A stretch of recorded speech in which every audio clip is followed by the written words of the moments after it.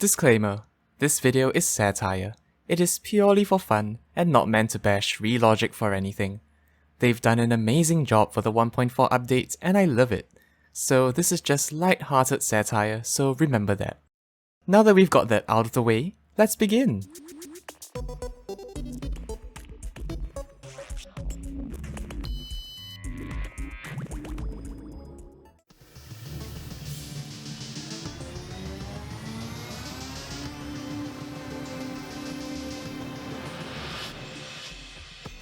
Hello, welcome to the all-new Wait, what? Oh, that's the wrong script. Give me a moment. There we go. Welcome to the Terraria 1.4 update video. We are pleased to bring you Terraria's Journey's End, the final update for our lovely sandbox adventure game. We have worked extremely hard to bring you this action-packed update only after years of development, and for everyone at the exact same time. What's that? Console players got it more than a year later? Can't hear you, I don't know what you're talking about. Now that we have our preliminaries out of the way, let us move on to notable updates for Terraria 1.4 Journey's End. When you first drop into your new 1.4 world, you might notice that everything looks a lot cleaner, with a greater depth in color. And foliage sway. Yes, we spend 95% of our budget and time to bring you the exceptional game-changing feature of swaying trees. Isn't that wonderful? Not only that, try cutting a tree. You might find a wonderful surprise. No, not the eucalyptus sap. That was just a coding error. You might get the wonderful gift of acorns. Why? So you can plant even more trees. Woohoo, Team Trees! We have also found that players love fishing too much, even though we have intentionally made it as painful as possible. We even went through the trouble to code in a super mean and entitled young man who verbally abuses you. But for some reason, Terrarians still love fishing. Well, to help discourage fishing in Journey's End, we have nerfed the Reaver Shark. The Reaver Shark was a previously wonderful progression skip, which made the Nightmare and Molten Pickaxe obsolete. But now, it is the equivalent of a gold pickaxe. And as a joke, we've made the fishing power 69. Oh man, those kids will never get it. Now, people will have almost no reason to fish. To make things even better, we have made it such that crates fished up in pre-hard mode will only give pre-hard mode ores now. No more hoarding crates for easy hard mode ores. Isn't that wonderful? We hope that these changes that we bring you are pleasant and will convince Terrarians to spend their life doing more meaningful things apart from fishing, such as sitting down and waiting for a travelling merchant to spawn. In Terraria 1.4 Journey's End, we've also introduced Blood Moon Fishing to make our Terrarians' lives even worse. Blood Moon Fishing can reward you with wonderful loot. You can acquire a mediocre summoning weapon from a pre-hard mode enemy that requires way too much effort to kill. Woohoo! Grinding for lower quality equipment. That's not all. We've included the Sanguine Staff, a summoner weapon that is actually pretty decent. But to punish people from even trying to play summoner, we've made it a crazily unfair fight. We've put it behind a super rare mini-boss that you almost never ever fish up. And even when you do fish one up, you're probably going to die. He flies, he shoots projectiles, and he can even reflect yours. Isn't that wonderful? We hope that the Dread Nautilus will help encourage players to give up playing Summoner and go play Melee instead, because it's the class that we give the most love. Zenith. Either that, or we hope to reward players for their creativity. We believe players will find wonderful methods to make this fight easier and less cancerous.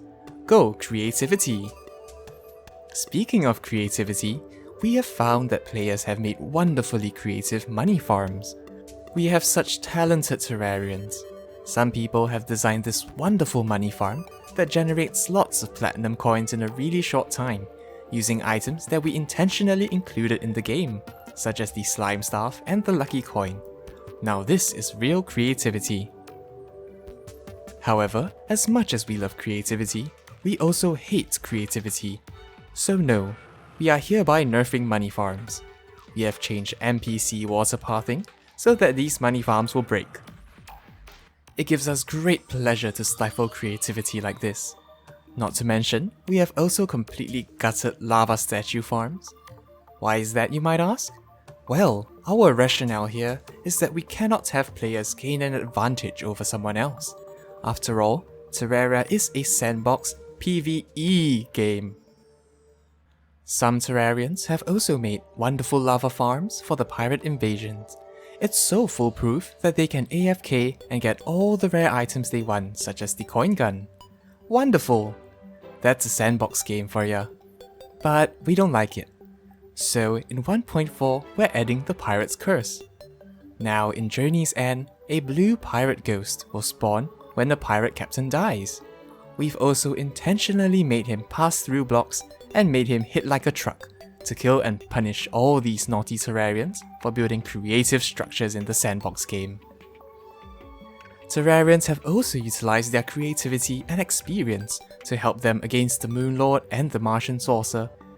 We saw lots of beautiful ceilings being built to block out the lasers that we spend too much time to code and sprite. We are heartened at your sincere effort, but to reward you, we have made lasers pass through blocks. Even though you have used originally intended mechanisms, we want you to suffer. Lasers are warm, right? So have a nice warm hug from the Terraria devs to you. After much consideration and feedback, we have also decided to tune some of the bosses in Terraria. For example, we have received lots of feedback saying that Golem was too easy at the stage of the game you fought him in.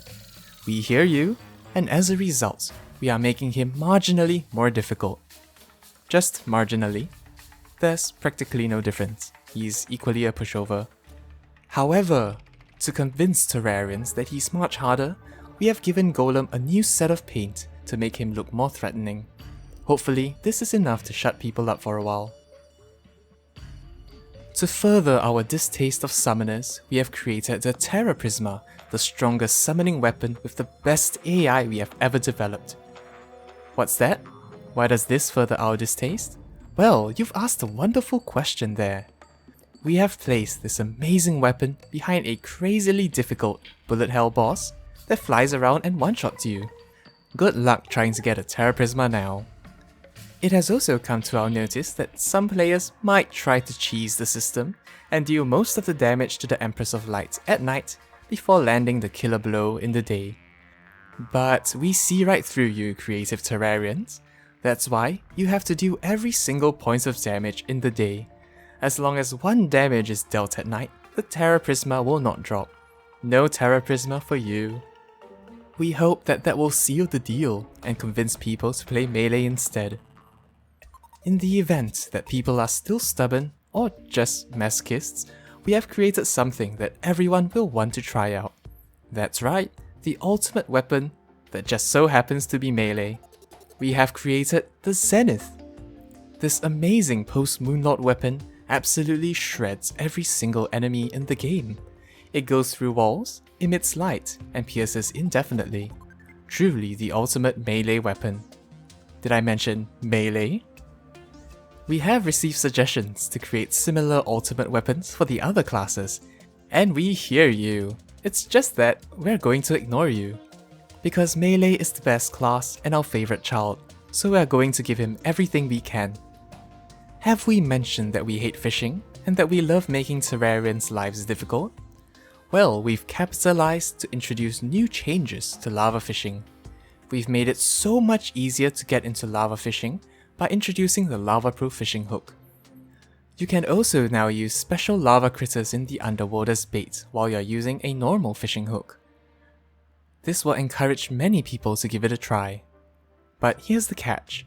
It takes absolutely forever for something to bite your hook. Through rigorous testing with our beta testers, we have specifically calibrated this to be as tilting as possible. It's not too long such that no one would bother, but it's also not too short, so that you can get absolutely frustrated and want to punch your computer when your line snaps. Now that we have covered some of our new features, let's go over our new NPCs. First of all, we have the newest and hottest NPC for all you Rule 34 artists out there. Yes, we know you're listening. Introducing the Zoologist. This NPC is a werefox, cursed to be a wild animal during a full moon. Now, that's what I call foxy. The Zoologist loves animals, and we hope that players will find some way to incorporate this into their wonderful build. We also have new pet NPCs. Say hello to Mr. Meow, Mr. Wolf, and Mr. What's that? Did I say that wrong? What do you mean it's Mr. Bunny? Isn't it Mr. I know what you're saying, but look. It's Mr. Anyway, we also have the Golfer and the Princess. New NPCs we included, so that people won't accuse us of being furries.